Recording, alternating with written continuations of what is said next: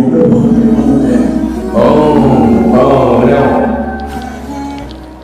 Yang penting substansi yang bunuh dia benar.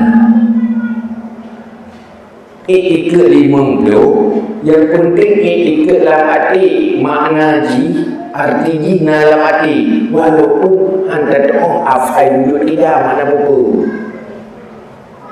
Hai tu dah yakin Allah Ta'ala wajib wujud tiga dan nanya kena pegawai kena wahana dan tu sabih-sabihna wujud hana dongkeng dia yang kejut lah.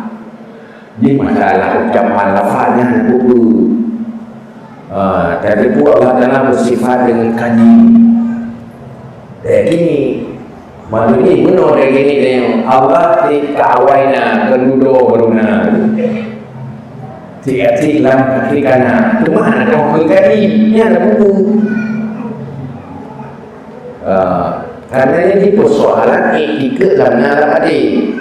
Tubuh bukan ada orang hafai latih hari itu mana hafai dengan gimana apa ya hafai ini mumpung kan ya nama cuma sekedar hafalan tetapi inti benar juga inti ke-20 supaya memastikan level inti ketauhidan tentang ketuhanan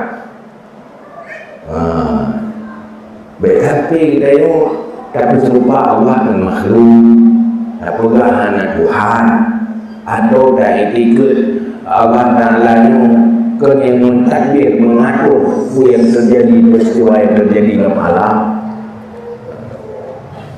yang hal substansinya benar. Maka untuk memastikan ikut 50 yang ikut 20 menyebab Tuhan untuk memastikan 50 substansinya walaupun hanya takut sama-sama wujud tidak tetapi ikut yang lagi bunuhnya pasti 50 substansinya pasti lagi yang ikutkan yang benar betul walaupun hanya apa dia Allah Ta'ala itu yakin wujud dia maupun dia buat wujud dia Allah Ta'ala akan yakin kekal hana binata cuma hana dibukukan bakal ada buku yang benar mana di cuma hana tauhid hana iman dalam dada ya ini persoalan di akhirat hana makna ibadahnya tetapi beri atam ulun kemayang yang belum berinya